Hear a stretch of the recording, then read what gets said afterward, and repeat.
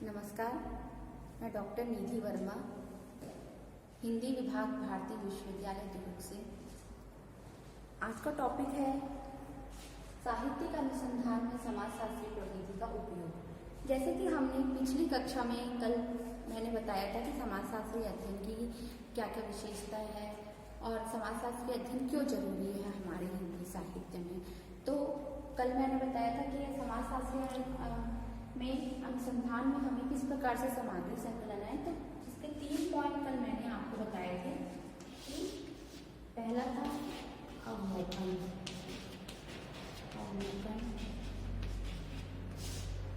दूसरा था प्रश्नावली, तीसरा था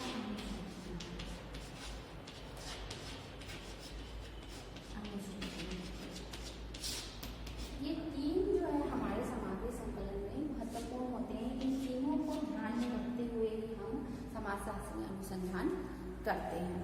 तो पहला है जैसे कि अवलोकन। अवलोकन क्या होता है कि विज्ञान में अवलोकन का व्यापक महत्व है। समाजशास्त्र में इसका महत्व है। सामाजिक अनुसंधान में जिस प्रकार से बहुत सारे अनेक विद्वानों ने इस पर समाजशास्त्री अध्ययन को परिभाषित किया है, तो जैसे मैं विभिन्न विद्वानों की परिभाषा आपको अभी बताने जा रही हूँ। तो पहले गुड्डे और हर्ट्ज ने क्या कहा है कि विज्ञान अवलोकन से आरंभ होता है। वो बोलते हैं कि विज्ञान से ही हम अवलोकन को आरंभ कर सकते हैं, मतलब विज्ञान रहेगा तभी हम समाजशास्त्री अध्ययन कर सकते हैं। फिर दूसरे विद्वान का जैसे देख लेते हैं, उनका कथन क्या है।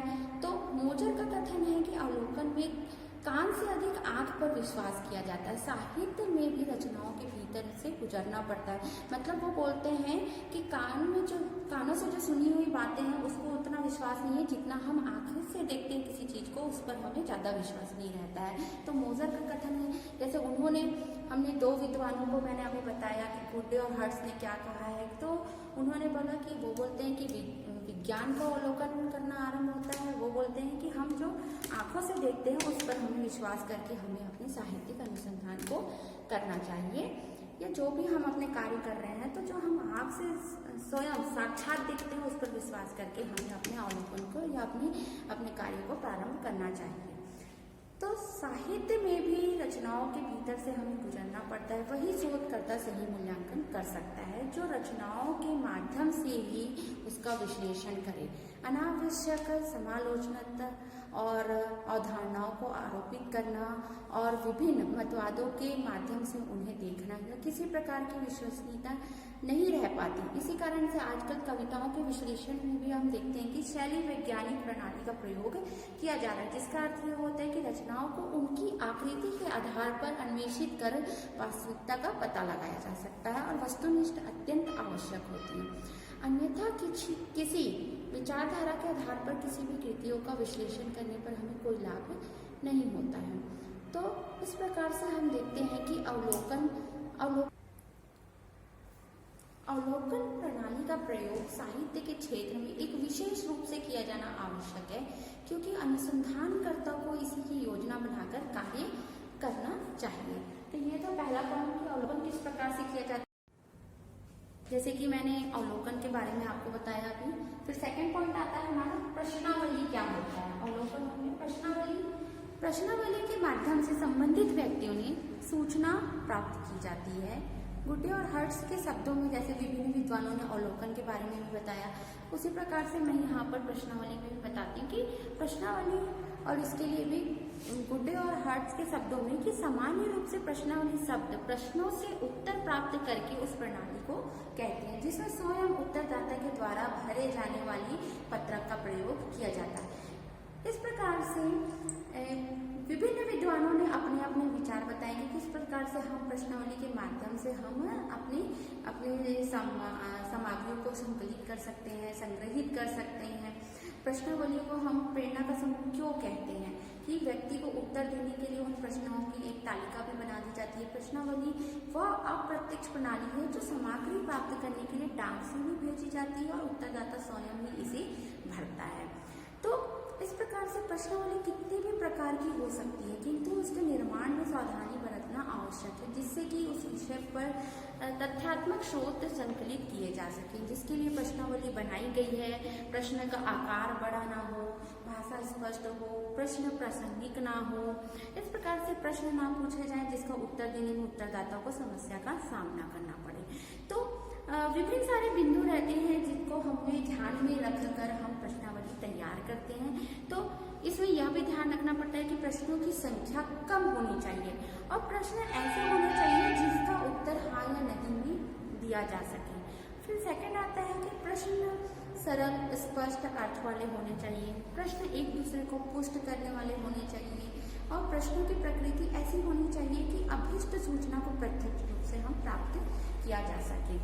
इस प्रकार से प्रश्नावली की विशेषता अत्यंत सरल, स्पष्ट होनी चाहिए। इस प्रकार से प्रश्नों को हम जिसमें गलत है या असंगत प्रश्न हो उसको पक्षपातपूर्ण निर्देशन हो, अतः विश्वसनीयता का जांच आवश्यक हो इसमें।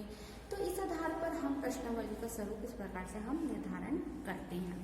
तो ये था सेकंड वर्ड प्रश्नावली। थर्ड आता है कि अनुसूचियां किसे कहते हैं। अनुसूचियां मतलब प्रश्नावली के सामान्य तथ्य सामग्री को संकलित करने के लिए एक प्रविधि अनुसूचियों का भी प्रयोग होता है, जिसमें अनुसंधानकर्ता घर घर जाकर प्रश्नों का उत्तर एक अनुसूची का प्राप्त कर सकता है। क्योंकि हम यहाँ पर समाजशास्त्र अध्ययन कर रहे हैं तो समाज में लोग रहने वाले हैं, तो उनसे भी हम जो समस्याएं हैं उस पर हम घर घर जाकर भी प्रश्नावली हम प्रश्नों को हम उत्तर या उनको प्राप्त हम कर सकते हैं। तो इस प्रकार से कई बार हमें फील्ड वर्क भी करना पड़ता है, जैसे जाके हमें क्वेश्चन पूछने पड़ते हैं कि किस किस समस्याओं का सामना कर रहे हैं। तो समाजशास्त्री अध्ययन में हम इस प्रकार के प्रश्नों को भी अनुसूचियां हम तैयार करते हैं।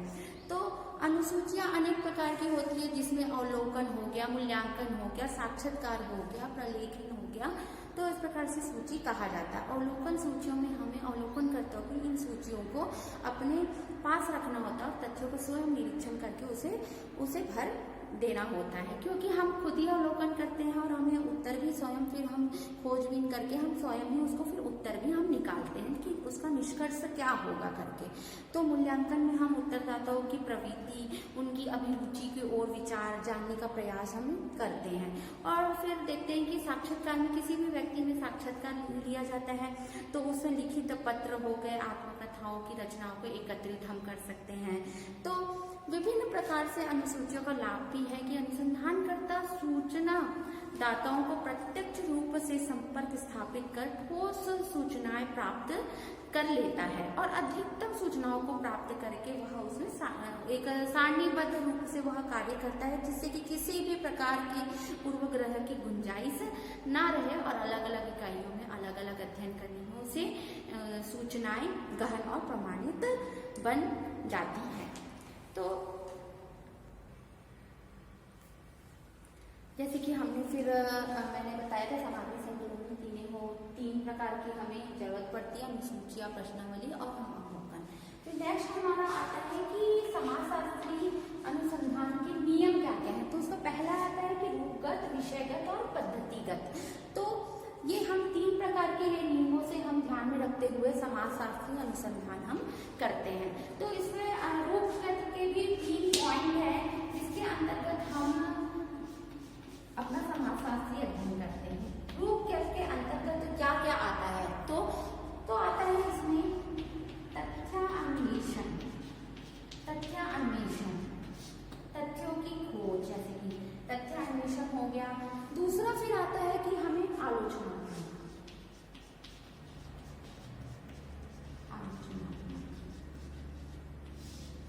तीसरा फिर हम देखते हैं कि इसमें हमें कि किस प्रकार से हम इसमें समग्र शोध करते हैं।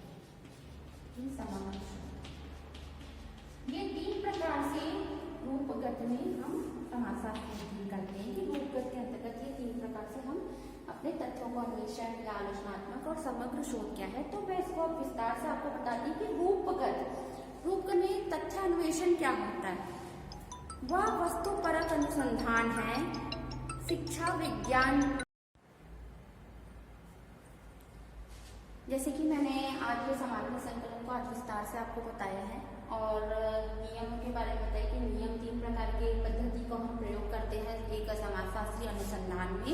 तो फिर उसके अंतर्गत मैंने बताया कि रूपगत में इन प्रकार की 3 चीजों का वर्णन आता है कि तथ्य बारे में कल मैं आपसे चर्चा करूंगी। आज का टॉपिक यहीं तक समाप्त होता है कि आज पूरा हमने समापी संकलन के बारे में पूरा जान गया है। कल मैं आपको विस्तार से समाजशास्त्री अनुसंधान में नियमों को किस प्रकार से हम ध्यान में रखते हुए अनुसंधान करते हैं इसके बारे में आपसे चर्चा करूंगी। धन्यवाद।